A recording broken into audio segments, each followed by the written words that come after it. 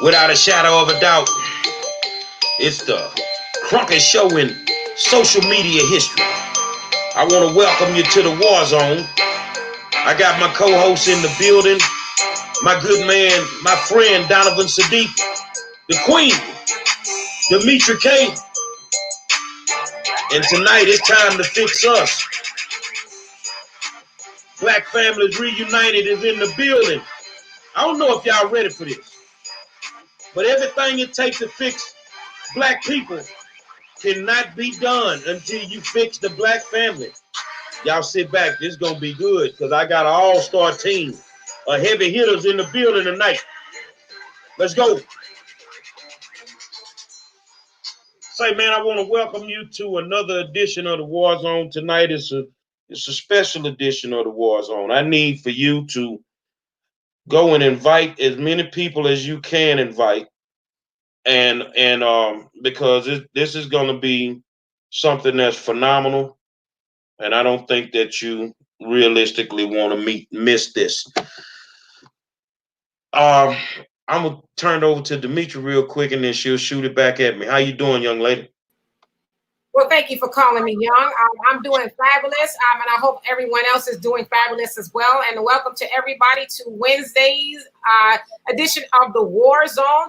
And as you can see, we have a full house, and we are going to be talking to those involved with Black Family Reunited. We're going to hear, for the most part, what it's about and what it's going to do and what we need you to do as well. But in the news, since I'm in Southern California, we are currently battling 37, 38 wildfires that are completely out of control. Firefighters are exhausted. It's like their hands are tied. We are also experiencing very hot weather. All this week, it'll be from about 105 to 108. And so that doesn't help at all. So, send your prayers and your good vibes this way in a wind because we need it. Gary? Oh wait, not a wind, some water. We don't need wind. We need water. I saw what happened to George, and immediately I flew down to Minneapolis. And when I flew down there, I was a part of the experience. And I just knew in my heart, after all these years of working in the community, the school system, and all this, that it would take more than just scribbling some names on the ground. It would take more than just having conversations with local, state, and federal officials to fix the problem. And the problem is that Black families have issues. Now, a lot of people don't want to acknowledge those issues. That's cool, but they do exist. So I left and I came back. I said, well, I'm going to go back to Minneapolis, and I'm going to see what the higher power tells me. I'm sitting in a hotel room and I'm brainstorming. And I say, well, the only way that you can fix everything, you have to have a foundation. You have to fix the root cause of the problem. And the root cause of the problem is that the Black family has been traumatized, they've been separated. And at the end of the day, if you can't fix that much, nothing else will work. Well, I can't be wrong because for the last 20, 30 years, we've been trying to fix it. And it is just not working. So I knew Abina. We talking, and she was like, I like the idea. I said, I like it too, but my schedule is crazy. So I told her, I said, you know what? I'm going to give you the blueprint. God told me what to do. He didn't tell me how to do it. I'm going to give you the blueprint and just do exactly what God tell you to do. The first gift that I gave to this idea was, one, you needed funding to get it started. I didn't ask nobody for nothing. I did what God told me to do. I paid what I needed to pay. I'm going to help them. Tonight, and I'm going to tell you straight up tonight, I'm a man that leads by example. So tonight, I'm going to pledge $1,000 of my own money to this organization to plant a seed to help get this thing going. I'm gonna pledge 1,000. You got the 1,000 as soon as I get off the plane. So it is what it is. But when I talk to Abina, I say, well, you're gonna have to get an all-star team to help you make this happen. And God knows, I say that there can't be some people that don't believe in what you're trying to do. So we're not just unveiling this. I'm helping unveil it, but you're not just unveiling this in Houston, Texas. King Ace is from Dallas. Derek Booker is from Oklahoma City. Lux Thornburg, who's having problems trying to get in, she's from Minneapolis. We have a guy out in Buffalo, New York. Demetra Kagan represent Riverside, California, because black families need to be repaired. The first goal is to get the black man back into the household. Is to get the black man back into the household. He has to become a man. He has to raise his children. He has to provide for his family. He has to learn how to navigate the crazy wife. All that. But more importantly, it's time for you to get off that PS3. And it's time for you to become a man. Now, if we can start right there, then guess what happens a lot of days? We don't lose our children to the streets. Another focus of this organization that I like from Abina, the lady tell me, she say, I'm going to teach a kid how to throw a check at a bank instead of throwing a brick at the police. I say, I love it. I love it. So the thing is, I want to welcome all of you, and I'll introduce you. We have the chairman, national chairman, Abina Bailey. King Ace is representing Dallas, Texas. Co-chairman Brady Bob representing Houston, Texas. Demetra K, Riverside, California. And I'm going to throw Donovan in there with her. He's going to represent Riverside, California. My good friend, Dr. Bertie Simmons. Derek Booker, Oklahoma City. And one of the great ones in the communities, Renee Jefferson Smith. There are a lot of people that are not here tonight for whatever the reason. Some of them are falling off, because of connection issues. But I want to welcome you, Abina, and tell you thank you for, you know what? You are one of the smartest people I know, because you listened to a crazy man idea. You took it and ran with it, and look where you at right now. How you doing tonight, Abina? Unmute your mic. Hey, I'm doing great. How are you, Gary?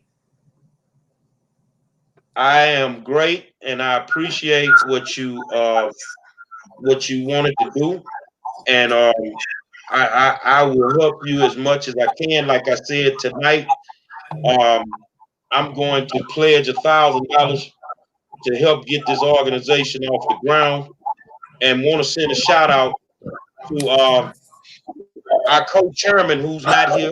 He's been battling the COVID. Our good friend Brad Scarface Jordan. He's not here, but Brad is definitely on board with the team, and all the people behind the scenes, the Terry Hayes, Alan Provost, Constance Jones. May y'all get 1,000 off the muscle for me. So here's my question to Thank you. you. Okay. Here's my question to you. What made you want to do it? Okay, so Gary, when you came to me with this idea, and I thought about it, I really thought about it, and I said, you know what? The reason why I started this organization, because it doesn't matter what we're trying to accomplish as Black people. It won't work until we repair the Black family. And so that's the reason why I started this organization, and I'm glad to have a great team to get on board so we can go out here and repair the Black families.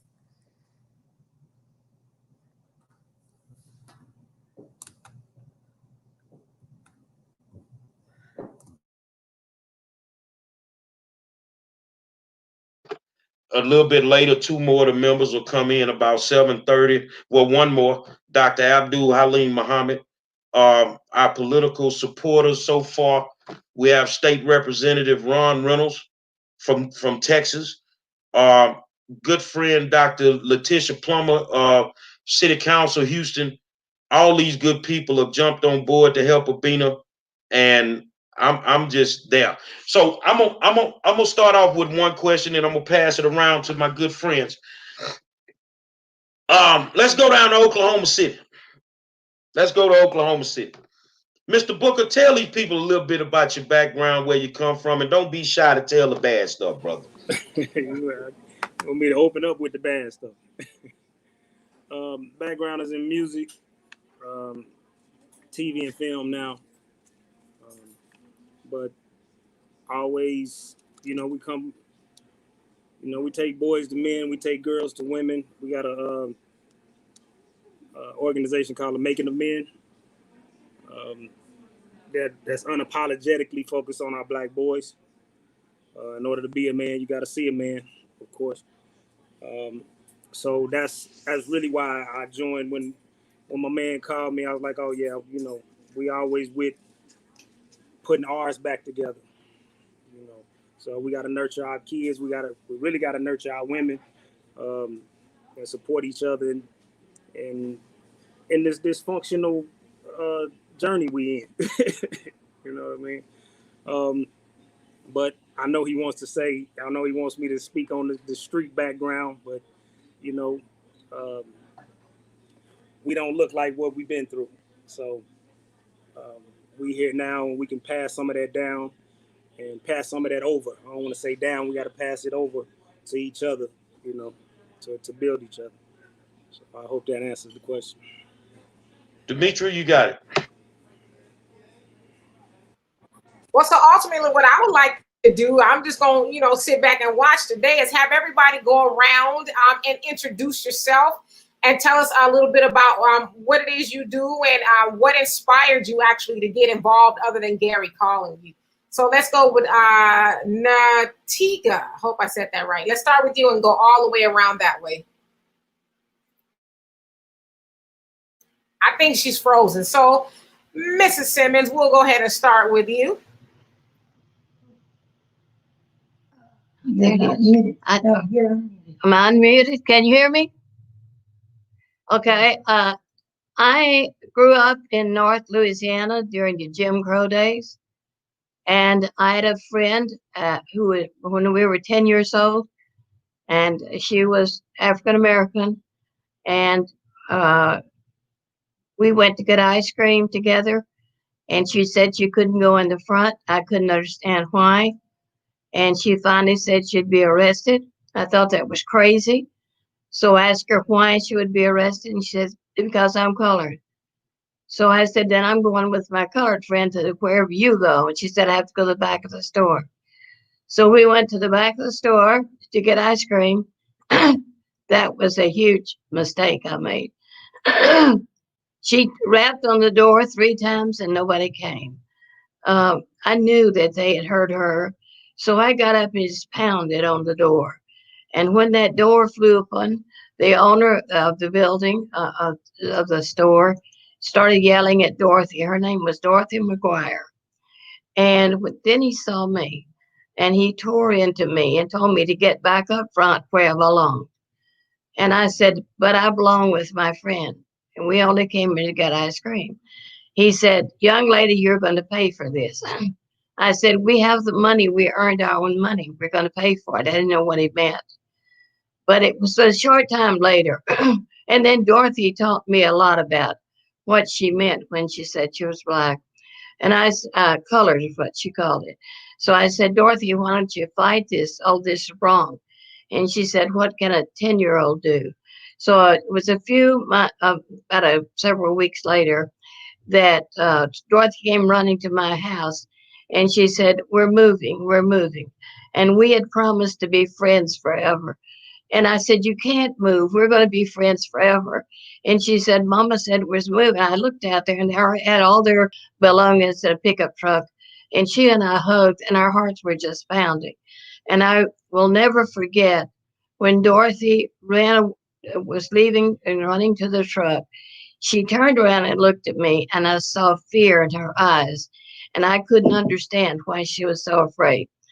But then later that night, I saw flashing lights on my window, and I jumped up and looked, and I saw some people in white coats and white pointed caps, and they were burning Dorothy's house down, and they were laughing. And I went running out the front door, screaming at them on the front porch, "Stop laughing. This is not funny." So that night, I didn't sleep at all. And I made a determination that day I was going to do whatever I could do to see to it that nothing like that ever happened to anyone else I ever knew. So I became an educator, and I was an educator for 58 years. And my whole life, I worked with underserved youth and tried to make a difference in the world so that we could understand each other better and maybe embrace our differences, because we're far more alike than we are different. So Dorothy McGuire changed my life.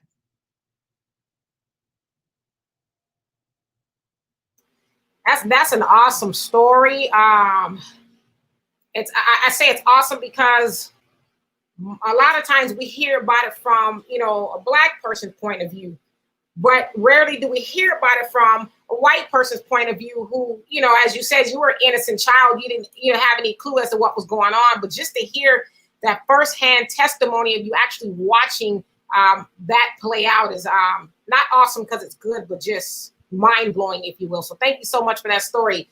King Ace, Huey, what brings you to the table and what you got? Okay, my biggest influences is Malcolm X and Black Panthers, but in particular Huey P. Newton. And I study him, so much because he has a great political analysis, and that he can argue with anybody. So me studying the Black Panthers and Malcolm X, I decided to create an organization called the Black World Family Movement, in which I created an 8-point program, and Demetra helped me organize it and get the wording right, because I was, my wording wasn't right. But in any event, my organization I'm a leader of a revolutionary human rights organization, and I believe that this 8-point program in the bio that I created is a guiding light to help us, bring liberation and equality within the Black community, from far as us getting into the community and putting the work in, putting the practice in.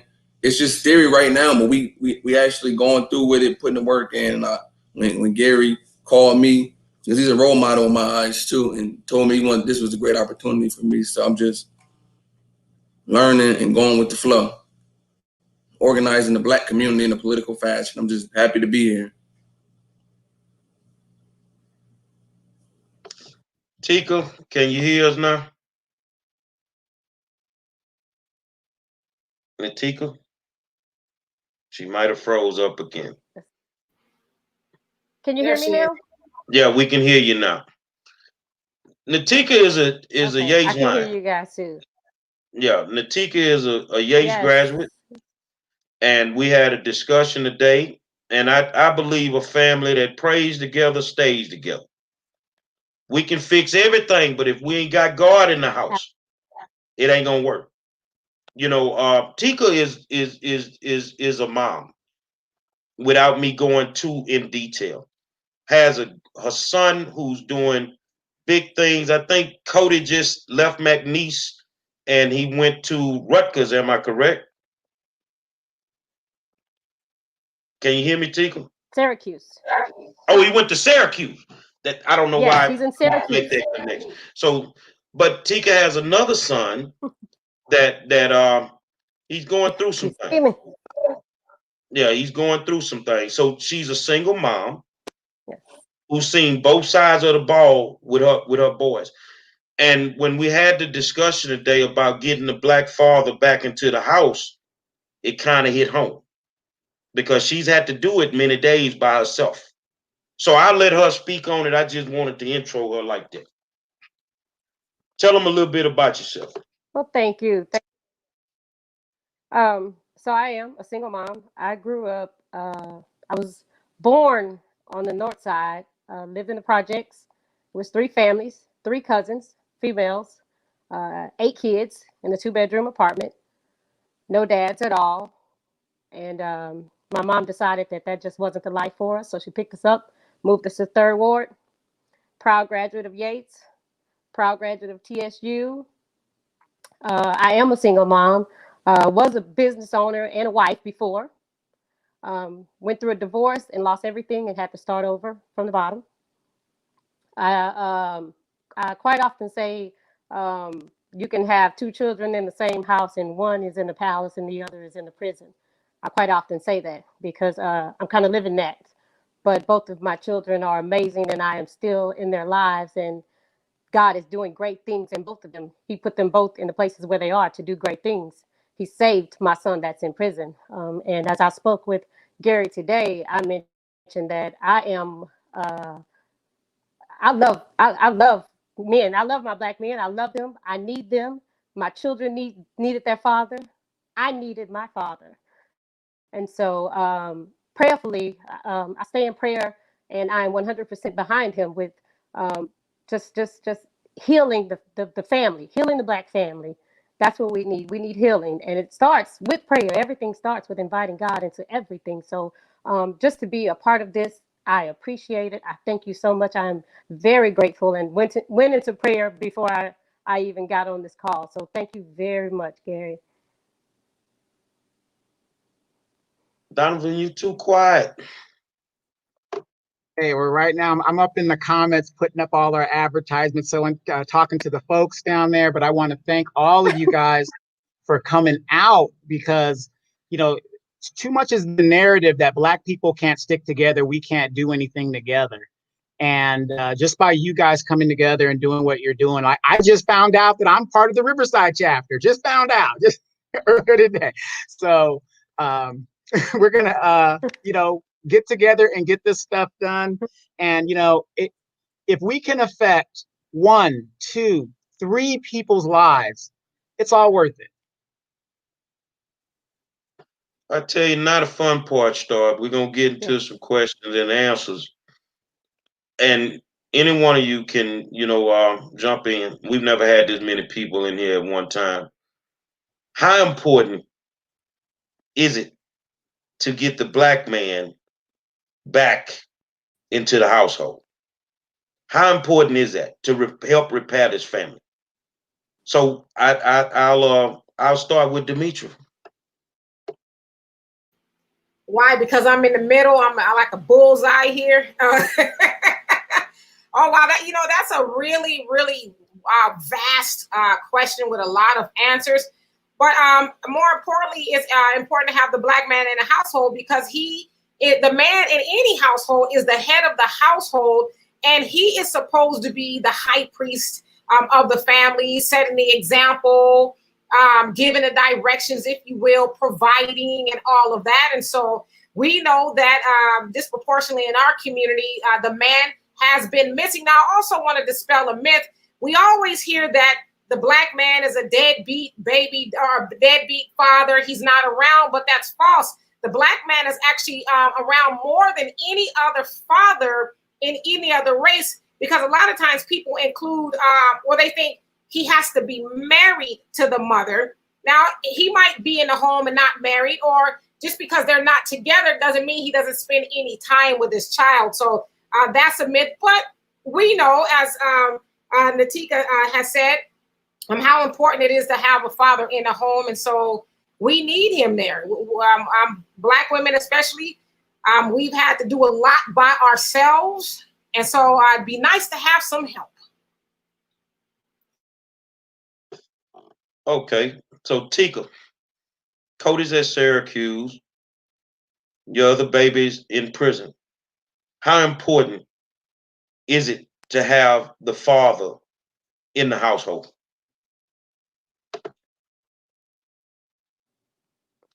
And I always start with our creator order. That's the first thing. The head of the house. Um, he's supposed to be there. That's the first thing. But what I also want to mention is my children, both of my boys, they have different fathers. My ex-husband came into my oldest son life when he was 2 years old, so he helped raise him. And right now, today, I can say that we successfully co-parent. So he is not absent. My ex-husband, Cody's father, is not absent. He may not be married to me anymore, but we co-parent. We went through all of the years of school together. So that I can definitely say. And he helped raise my son, my oldest son. But the absent part of my oldest son father, I can say caused damage. I can say that he needed his father. He needed his father. And his father was incarcerated. And so, and I speak to his father, you know, as well as others about this. And I talked to my son about the same thing. You know, one of the first conversations we have while he's in prison is, "Are you here to finish your father's sentence? I need to know because I want to make sure that when you're leaving here, you're going to be productive. So I need to know: Are you here to stay? Are you here to finish the sentence?" So I do honestly believe that had his father been there in his life, and we didn't have to be married, he just needed to be there physically in his life, spiritually in his life, financially in his life. I needed that help. So 100%, I need you. We need Black men in our house, in our homes. Definitely need to be in our homes. But if not, just that presence to cause balance. We need balance. There's a balance with the mother and the father. We're the gentle side of it, and we should be the hard side as well. Well, so I got a single mom, and now I'm gonna go to the single dad, Mr. Booker in Oklahoma, whose daughter is a fabulous rapper. Mr. Booker's a fabulous rapper too, but tell your daughter she's still not better than me. I'm waiting to do a song with her, but she's still not better than me. I love that baby, but how important is it to have a structured household there and have both parents in the house? I know you do it by yourself. I've seen him, and I've never seen a guy do it as well as him. I'm being honest with y'all. How important is that? Um, a child needs to see that covenant. I've seen where boys and girls, they get to a certain stage and an age where they need the mother, or girls get to a certain age where daddy just can't give them the things that they need, and then vice versa. The boys, they're gonna need that daddy, and it's a rhythm. you know. You got to be fluid with it, and you got to know when that changes. So you need both, and even if y'all not gonna be together, even the co-parenting has to have some harmony. And we forget, and this might be another subject, but even we forget when we break up, that's just the end of that part of our relationship. But you got to remember that was your friend, and they made you tingle at first. So just because y'all didn't, you got to compartmentalize it. Just because this department didn't work, you got to remember that you coexisting with your friend to co-parent. You know, and it's some things that we deal with, especially as Black men, but really just as men, but really as Black men, that we carry into the household from our childhood.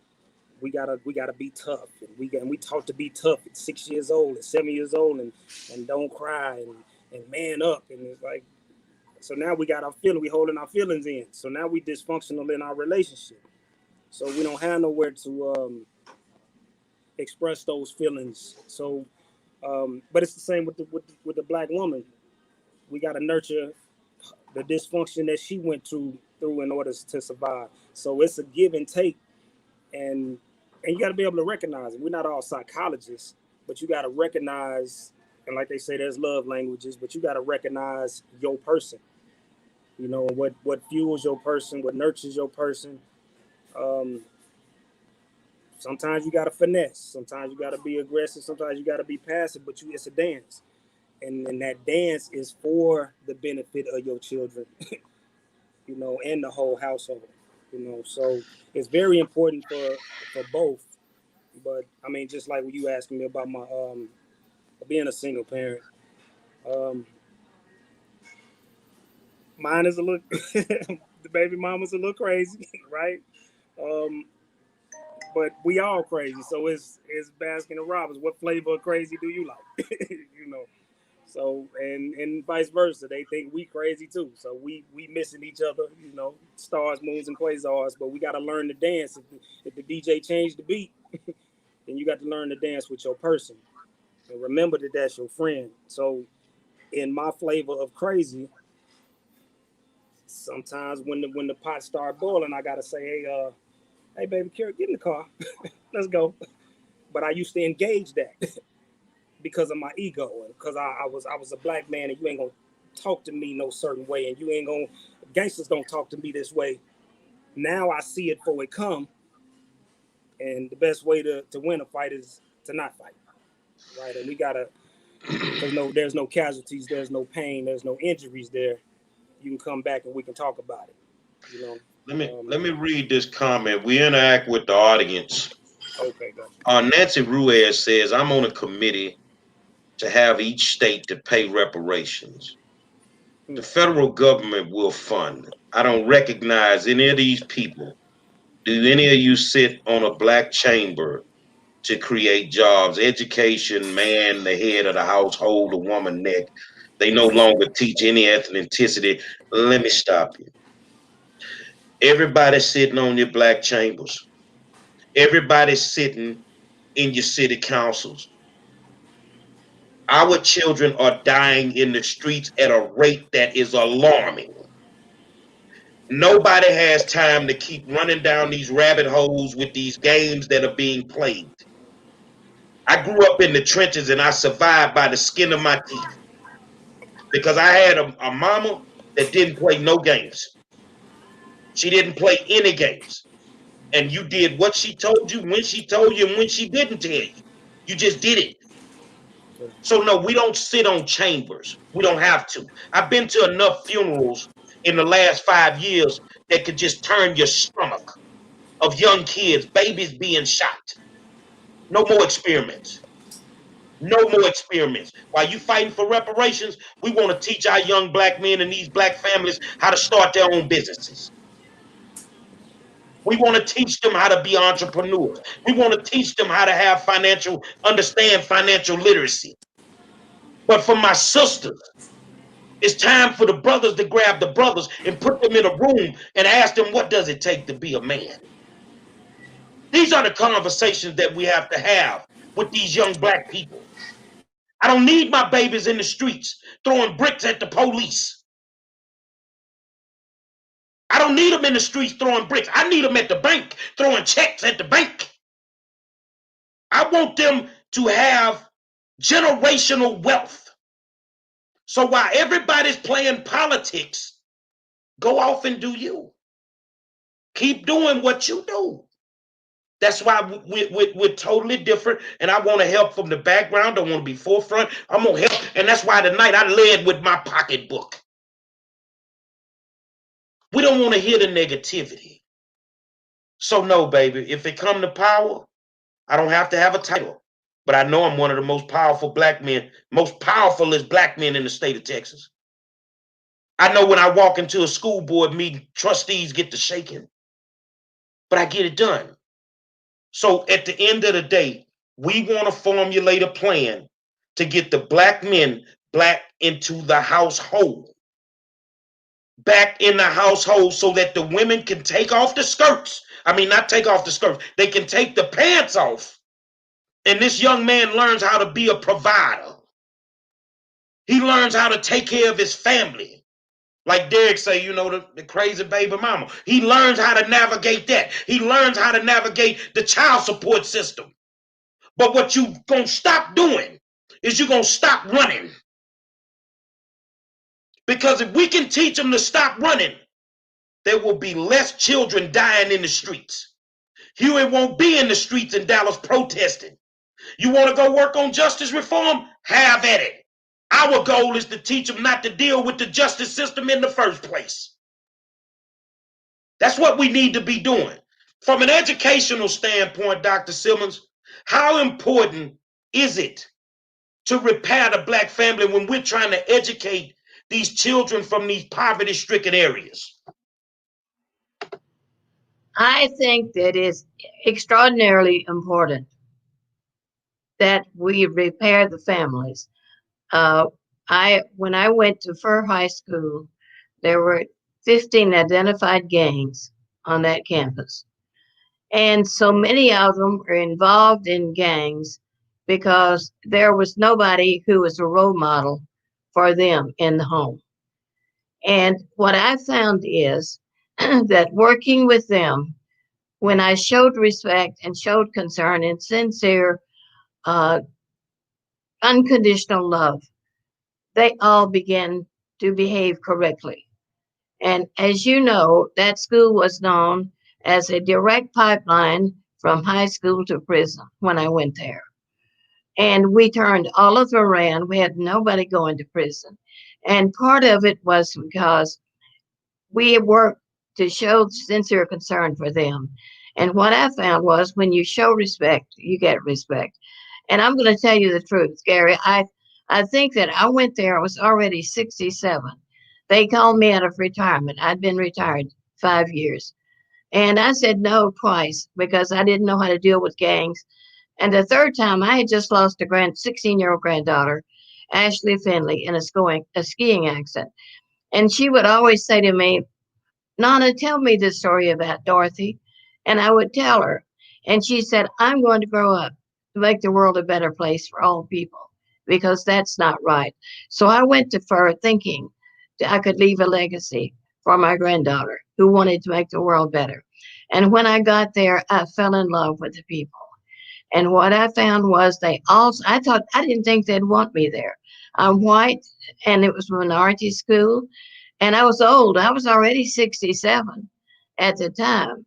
So I told them I'd go there for 3 months because I wasn't sure I would survive. And we built rapport and showed sincere concern, but they had no role models in the home. Their fathers, for the most part, were absentee. But all you have to do is show sincere concern and caring. And I have a book, as you know, it's called Whispers of Hope, the story of my life. And all these things are in there about what we did at that time to try to help these youngsters. And we stopped at prison that took hotline from school to prison. So I know how extraordinarily important it is to have a father in the home. And I didn't have that. I ran away from home myself because I had an abusive father. But I ran away from home because I was going to keep my pledge to Dorothy to get out of that North Louisiana Ku Klux Klan country and go make a difference. And so I know it's hard, but I still say if we could bring the families together, that's one of the best things you can do.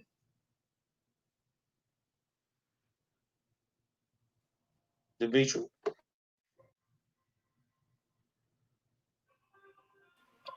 Um, yeah, great stories all around. But Nitro, I want to ask you because you know in the news lately or social media, we've seen a lot of what I call them baby mamas for the sake of making it easy. We've seen a lot of baby mamas do some really crazy things. I don't know if you guys have seen, you know, the one where the lady blew up her baby daddy's Jeep. Um, and then most unfortunately, where a lady ran over her husband. I guess, I don't know, it sounds like he was cheating on her. So in your opinion, like what else, what tactics or measures do you use to diffuse the situation? Because I know a lot of times it may not even be your fault. You might just be picking a child up and she's feeling a certain type of way. So what measures do you take to actually diffuse the situation? Demetri, that's almost in the beginning. That's almost learning the person in the beginning. You almost know not in 30 minutes, but at least in about 3 days, you know how crazy that person is. If you just If y'all pulling the drive-through and he cussing out the clerk and want to jump over the counter over some fries, you can't say 3 years later, I didn't know he was crazy. Yes, you did. Yes, you did. So that's kind of what you choosing, right? But I understand you saying once you get to that point, um, people try to control each other. That's just what the world is built on. The church controls us. Bloods, Crips, disciples, Vice Lords, Alphas, Kappas, Sigmas. We want to control our person. So I'm gonna have to go with that's the choices. So, but if you get into that choice, you have to learn that person and know how to quickly navigate out of that situation. And there's different dances for each person. So that's psychology. Um, I, and when it comes, you got to stay in and stick, especially if you got kids. You know. Now remember, we teach each other how to treat each other.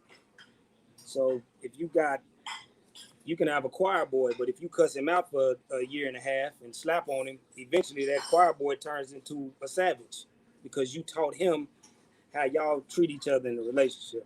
So I don't have a total solution for that. It's just you gotta, there's millions of people in the world, and this the one you chose. You kind of got to deal with that personality. I actually want to go to Miss Bailey. We haven't heard a lot about you, and from what I understand, and correct me if I'm wrong, you have an organization that actually deals with domestic violence. Am I mistaken? So tell us a little bit about that, and I guess the same question: what are some measures one could use to avoid those type of confrontations?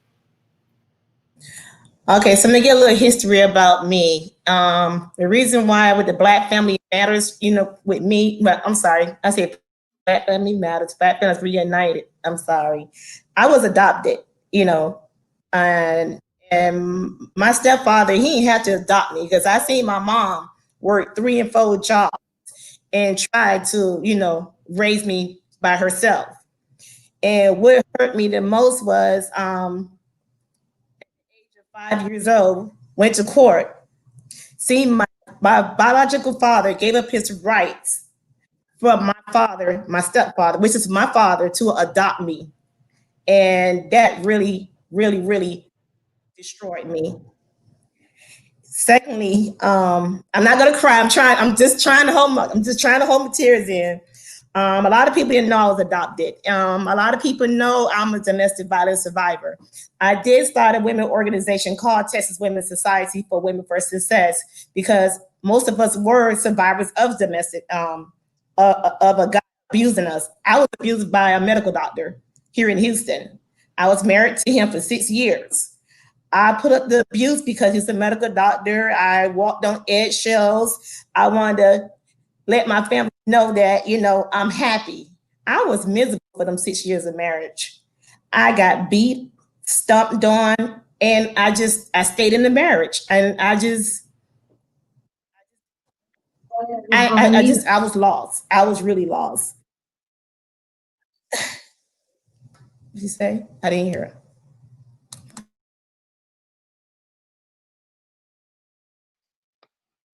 Demetri, she's a little emotional.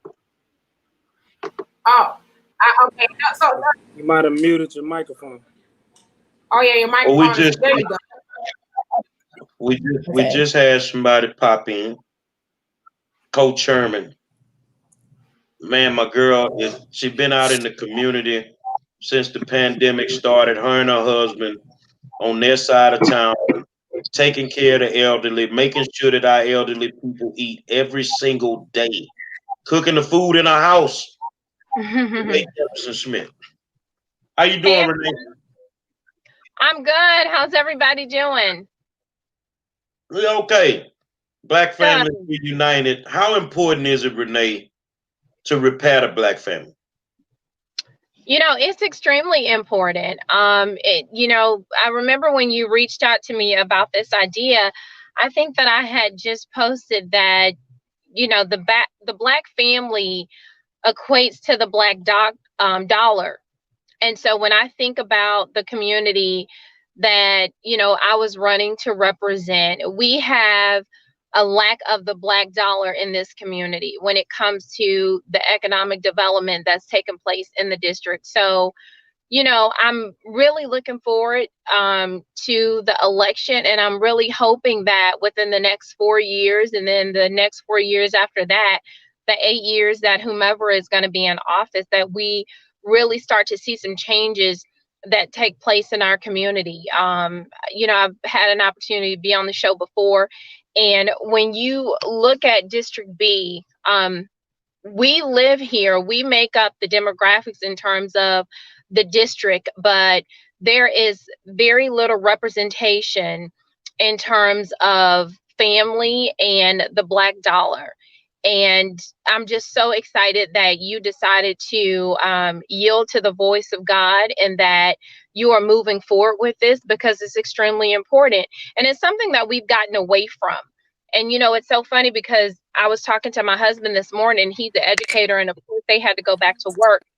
And, you know, they're all on a Zoom call or whatever. And so he kind of muted himself, and he was telling me about a child who's, you know, they reached out to the child's mother, and she basically just said she didn't really want to have anything to do with him. She was waiting until he turned 18 years old so that she didn't have to be responsible for him anymore. And he's like on a corner somewhere. And often these situations fall into my lap. And so I think that is extremely important that we start bringing the Black family together so that we can continue to move forward in our communities. I see she fell off again. But go ahead, Dimitri. Where's Dimitri and Donald? Oh, okay. Because y'all switching around on me. Oh, there you go. Okay. Well, Renee, I thank you for I just did what Abina told me. You know, she took the idea, she ran with it. Okay, let me give you the blueprint, and let's see what we do. And let me connect you with the right people that I know have the heart to pull this off. But I see she finally was able to tune in. Lux, you in the building? Yes, sir. Let's get a mic. Y'all don't know Lux. I met Lux on the corner of 38. I met Lux on the corner of 38 in Chicago. It was hot. It was a few days after George had passed away. I grabbed somebody's bullhorn and I just started talking. We became friends, and Lux is actually going to run the Minneapolis chapter of Black Families Reunited. I want to tell you, I appreciate you, my sister, for joining in to help Abina. And how important is it, Lux, to is she still there? Because something switched around on me. She fell off. Okay, so we'll just go another route. Now, we understand education is important to have the family there. It's important to make sure that the family is structured so that the child is, you know, doing what they need to do from an educational standpoint. We also know that we need to deal with justice reform. But if we can teach young people not to deal with the system, then they don't have to worry about justice reform. But that still doesn't mean that they shouldn't fix it. They should fix those problems. So King Ace up in Dallas, what do you think, or what do you see as some of the biggest hindrances from keeping the Black family? And any one of y'all can jump in here and answer this question. What's the biggest issue with keeping the Black man in the household? Well, let me shoot that question to King Ace and Donovan. So, Huey, I know him as Huey. You're a young father, and I see you involved with, you know, your lady and your child. So, tell us what it is you do to stay involved. And then Donovan, I want you to talk about from. Never mind, Huey. I feel like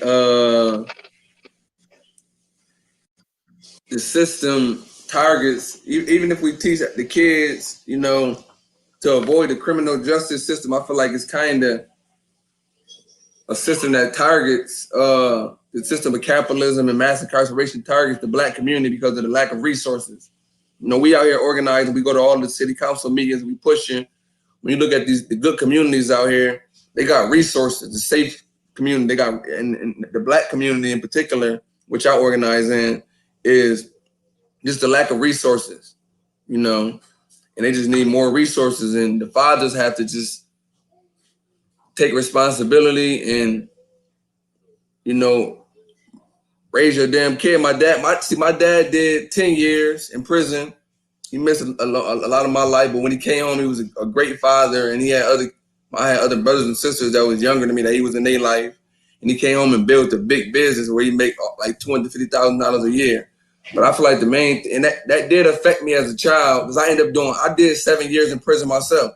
You know, and I told myself I was not gonna miss. I had my son, and my son changed my whole life. I said I don't want my son to experience what I experienced when my dad being missing for 10 years of my life.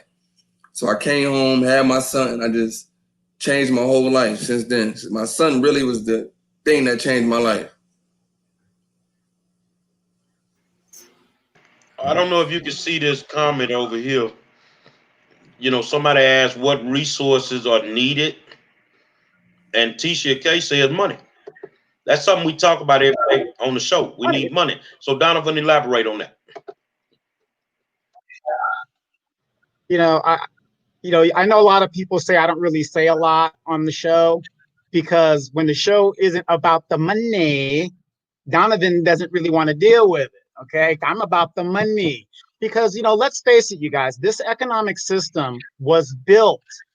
Somebody has to be on the bottom, and for some reason around the world, and I've traveled around the world, the model is built to have the black skinned person on the bottom, unless of course you finally own your own country, like when we were in Africa. But the sad thing about being over there, the corruption is so bad over there that the same people that look like the people that are being oppressed, it's their own people. But in our particular situation in the Western Hemisphere, that's what this system is based on. But at the same time, we waste our money, $1.3 trillion we give back into an economy, and yet we have nothing to show for it when it's all said and done. You can't go to the doctor without money. I don't care how much Obamacare is great to you. If you can't pay that copay, guess what? You ain't going to the doctor. You need to eat. You need to clothe your kids.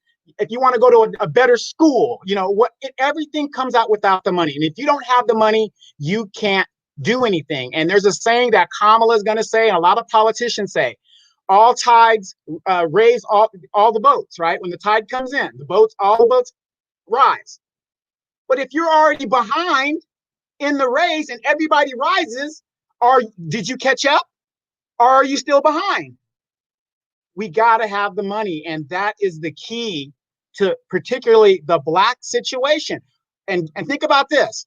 Do you honestly think people in our neighborhoods would be robbing and stealing if they had an economic job that they could provide for their families? Of course not. They wouldn't be doing that. We all know this. But yet we keep sitting here and we're looking at the politician that looks like us, that says they're working on this problem, when it's a simple equation of economics and a living wage. Cut and dry. You ain't got no money, you ain't got no case. Mitchell says more job skills and education. Okay, so we can repair this family, right? I want y'all to rock with me, especially you pretty black women up here that pay people to do your hair. You want me to buy in to going to school for 12 years, then going to the next level. Then I got to take out all these student loans. Then I'm going to be in debt when I come up out of college. I get a job where it's paying me less than the amount of student loans that I owe. So I tell you what, Black Families Reunited, why don't we teach them how to start a small business? Exactly. I agree. I was going to say mm-hmm. Why don't we take that man, and we're gonna have a man come on next week, Dimitri. Just sitting there last night listening to Skip Holman talk his story. He said, you don't understand what it's like to get out of prison, and nobody don't want to hire you. Nobody don't want to give you somewhere to stay. He said, I had no choice but to become rich. When he said that, it blew me away. He said, I had no choice. So what did Skip do? He went and got him a lawnmower and a weed eater, and he started cutting grass. But now he has so many clients, it's ridiculous. Say it's time to do something different. Let's teach these young men who are struggling with the money aspect. Let's teach them entrepreneurship. Mm-hmm. Think about it, Renee and Tika and all you good people. Donovan, Demetra, and Monroe. Every day we sit on this show. And all day long, me and Demetra was laughing today. I say, every time I call you, you either running or you doing something with your daughter. I'm flying all over the country. I say, we don't even want to talk about Donovan's money because it's crazy, but we're all entrepreneurs. So why won't it work for you? Why won't it work for the black family that has to be repaired? You've been working in corporate America all your life, and you can't put two nickels together. Let's try something else. Let's try something else. Now, if we do that, we create we create a good trouble. Because now we got some hereditary good trouble finna go on. So when King Ace builds this business and King Ace gets sick and he passes away, the son he wants to be better than him now has a business. That's what everybody else does. Black people, it's time to do what everybody else is doing. Those that don't want to do it, you don't have to. The goal, from what I get from Abina, we can't help 1,000 people. 1,000 people ain't gonna listen. So if we can help one a day, what I want to do, Demetra, Donovan, Abina, and I'm gonna get out here and I'm gonna pound the pavement for you. In every one of these cities, find me the roughest neighborhood. When you find that rough neighborhood, I want to build a computer lab in that neighborhood. Whether it's an apartment complex, I want to put a computer lab in there. And I want people to be able to eliminate the excuses. Get on that thing. Since you don't want to be an entrepreneur, get on that computer every day and learn how to fill out these job applications. Stop waiting for somebody to take care of you. Start taking care of yourself. Young black man, if you can put the effort in to sell dope, you can take that same effort, everything you learn from that game, and you can put it into running your own business. You actually do run your own business. It just happens to be legal. Time to be legal. Time to be responsible. And the biggest thing that will make this work when you're dealing with these families and getting these men back in the house, it's okay to be afraid to be responsible. Because everybody don't want to be responsible. It requires a lot of work.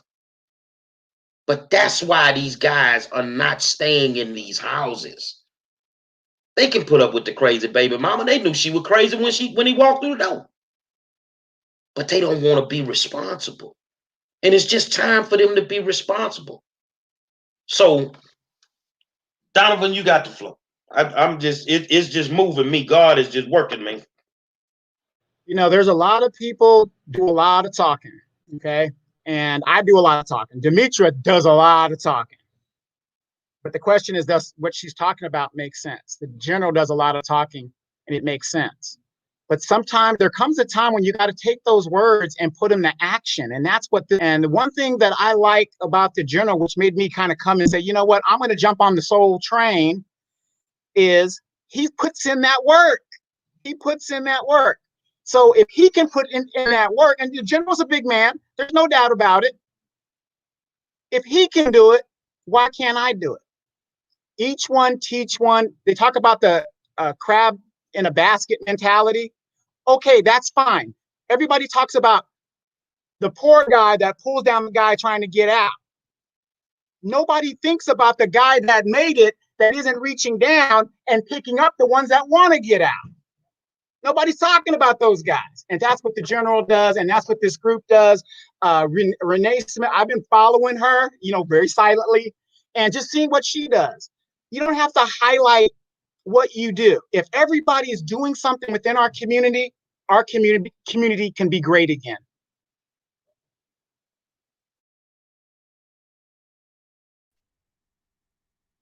Let me say this right quick. For all of us and this, but for the Black families, just in our community, period. If we can be in teaching each other, if we can be transparent, accountable, even vulnerable sometimes, and if we don't know something, we don't have to we don't have to be prideful. We ask our brother um, to mentor us or our sister to mentor us and give us some information. We don't always have to try to know everything. I met Walter through this podcast and just asked him, "Hey, can you mentor me? What would the cost be? Because I need to learn some stocks and I need to learn some forex. Even if I just need to learn how to sweep a floor, give me the proper way to sweep a floor so I can advance myself in the next business or what next venture that I'm doing." So I just wanted to say that as far as us being honest, first with ourselves and then with each other, and that'll help build in the mental foundation before we can even get to the financial. So I just wanted to say that before we close. Well, Black women on the panel, women in general, we gonna fight the battle to get him back in the house. What's got to change on the female side to keep him in the house? Nothing. We're perfect. Oh,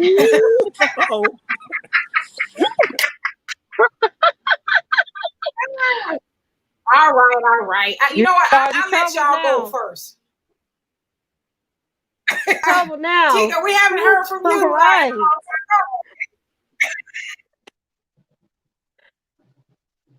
I can honestly say, us women, we need to understand our role. Our father put us here, and we each have roles. And because we have grown up in an era where we've watched our mothers play both roles, or if there was a single dad, having to play both roles, there's some confusion there. And we need to understand that we have our roles, and we need to be able to bring peace to the house, because understand we're the gentle side of man. We are the gentle side of man, and it's okay. And that's what when I mentor my young ladies, I let them know that it's okay. It's okay to be the gentle side. It's okay sometimes to be the damsel in distress. It's okay. Let him do what he's supposed to do. Let him provide. It's okay. And so once we realize and understand our roles, and us who God has poured into and has given us the wisdom, we need to share that knowledge with our young ladies. So that's where I know we need to begin. We need to begin sharing that knowledge. We need to begin teaching Titus 2 women. That's what we need to begin doing.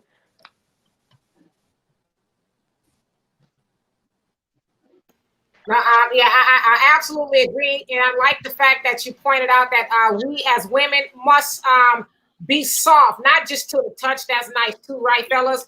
But soft in how we speak and how we deal with the family unit, because it is said that the woman is supposed to create heaven, be heaven on earth for a man. But that also has to work in tandem with the man, treating a woman in a way that she wants to be that. And so, yeah, I definitely would say, to Gary's point, women need to learn how to take off the pants a little bit more. But we have to feel like as women, we are able to do that. Because as I said earlier, we got a lot of, stuff that we have to deal with, and so as the Black man, but definitely us softening our approach and how we deal with our men. Renee, same question. I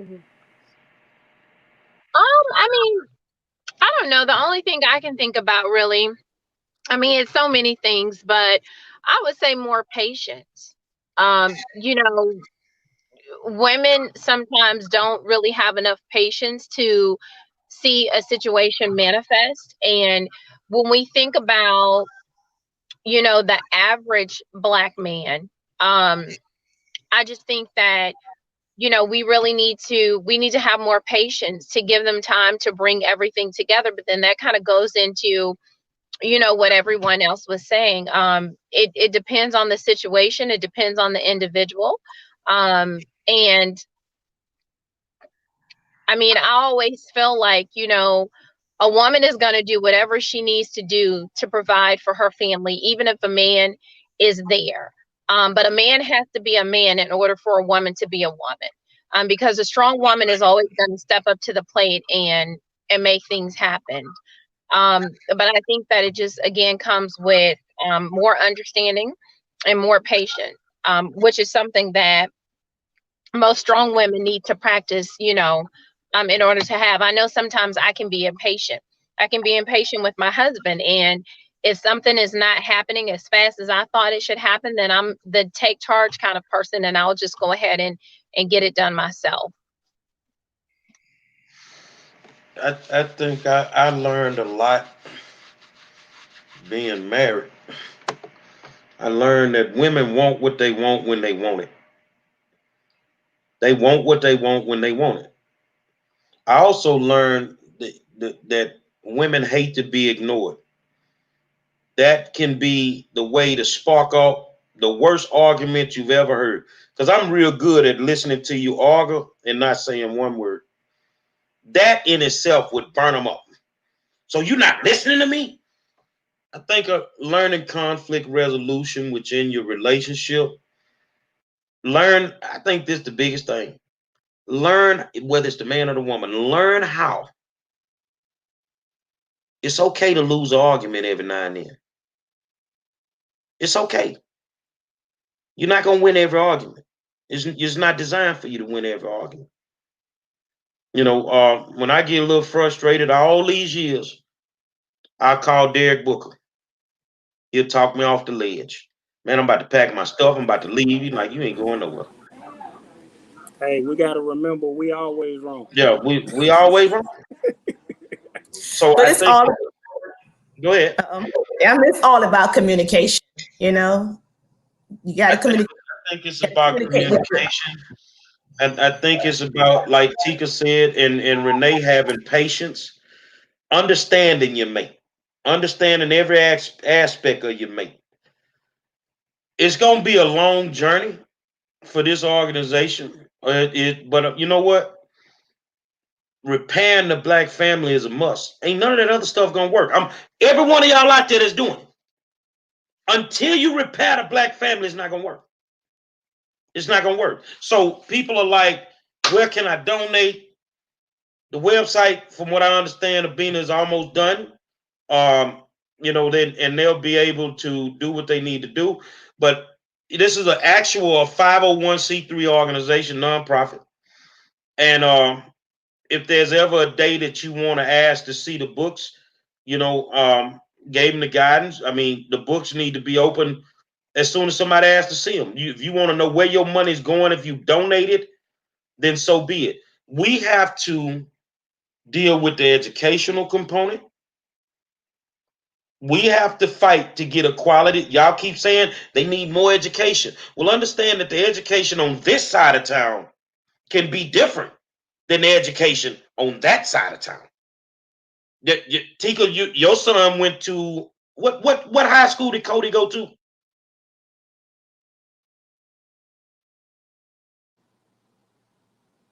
Can she hear me? Mm. Your mic's not on. Your mic not on. I can hear you. He graduated from. You can hear me now. Waltrip. Heights. He graduated from Heights. He graduated from Heights. So the Heights education that you get in Third Ward, now this is all HISD, can be different than the education you get on the other side of town.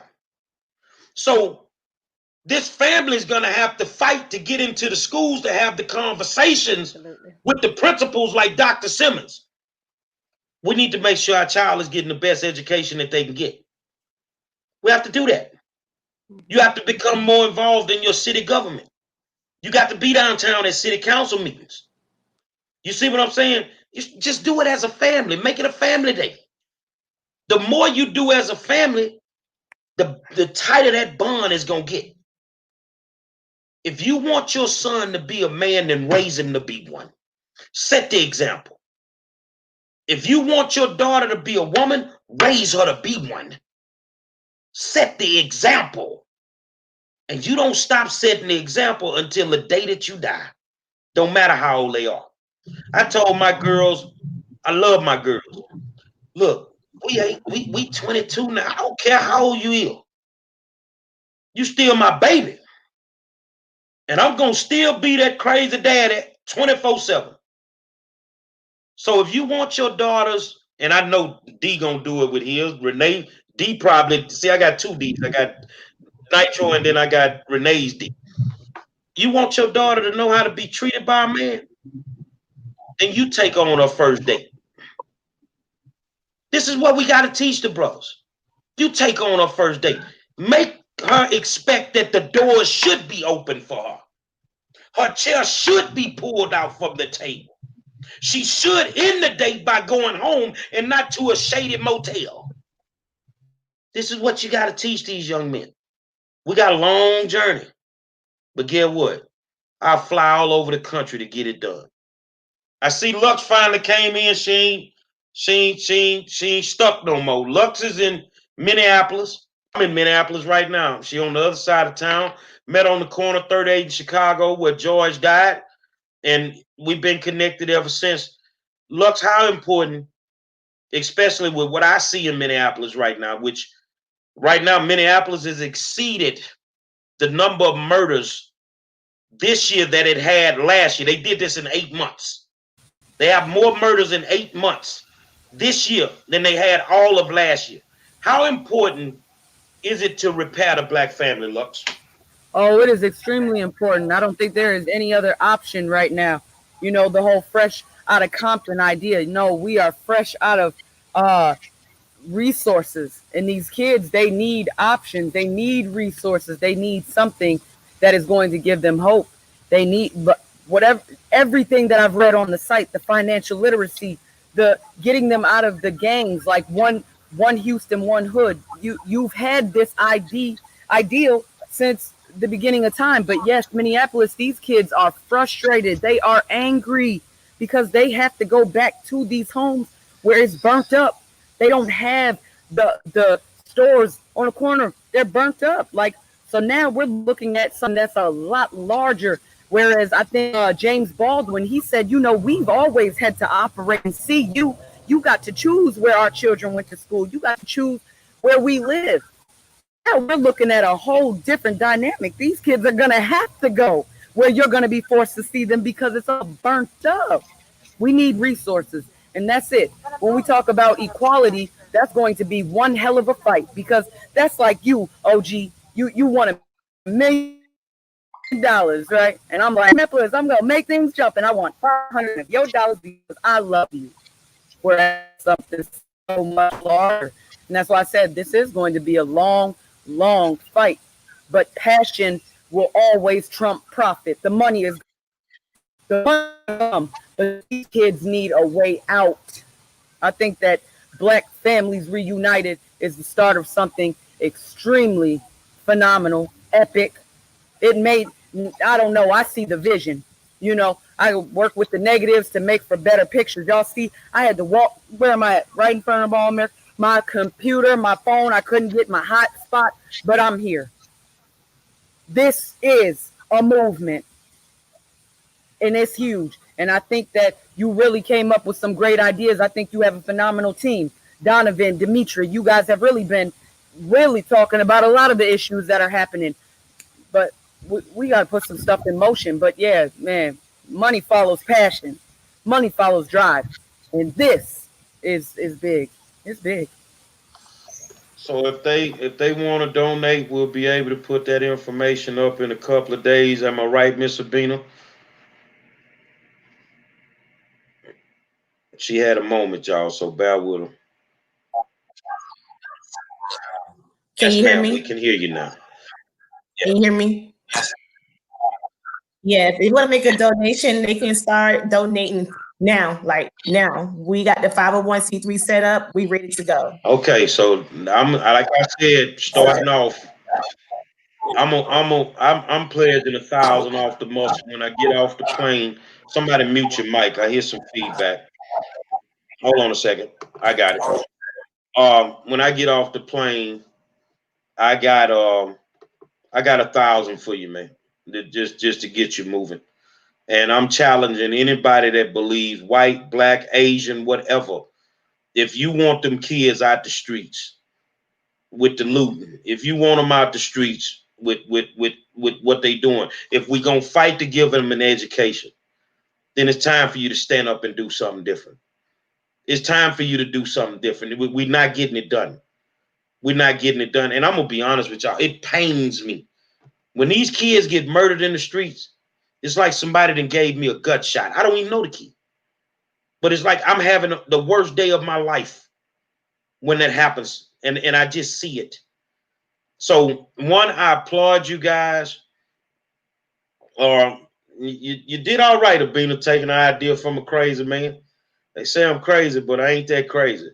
And I lead, and I'm gonna support as much as I can. You know, I travel a lot, so I'll be there as much as I can to help y'all with whatever you need to be done. But those that want to donate, I'll do that for you. Post your website information, and you can go to the website. You can donate, but it's time for you, those that care. If you're gonna donate to an organization, make sure that organization is doing what needs to be done. Make sure that organization is taking your funding.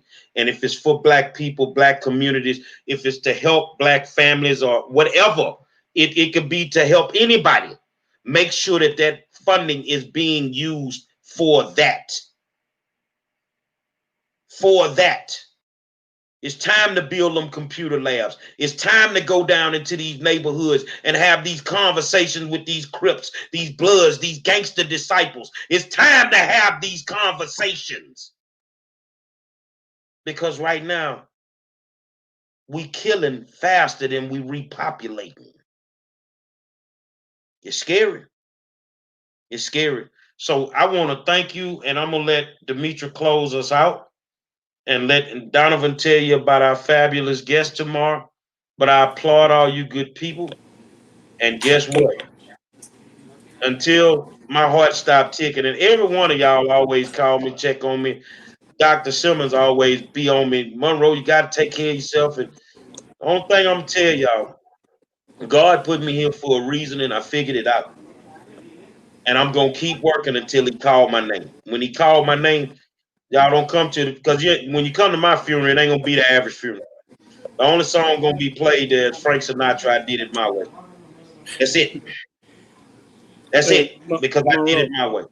Yeah. Monroe, let me say, if y'all don't mind, I hear a lot of hear a lot of power, and I think we got to start with each other as a family. If you need to reach out to somebody like Miss Bailey, Miss Simmons, anybody on here, I think, get with Demetra, get with Donovan, get with the general, say, hey, I'd like to talk to that person. They said something that motivated me, inspired me, and it probably as well as the audience, I'm sure that they wanna reach out, and they might want to talk to us too. So I was just saying we got to start as a family, motivating, coaching, and inspiring, encouraging each other, and we just, even if we all just meeting, we've been watching the war zone for a minute, but I think we should do that. That's just a suggestion. And so, Donovan, I'll actually let you tell us about who we're going to have on the show tomorrow, and then I'll go ahead and close it out. All right. A lot of people are not familiar with this name. The name is Cherie Peoples. If you don't know who this lady is, she was the lady that was locked up under the California truancy laws.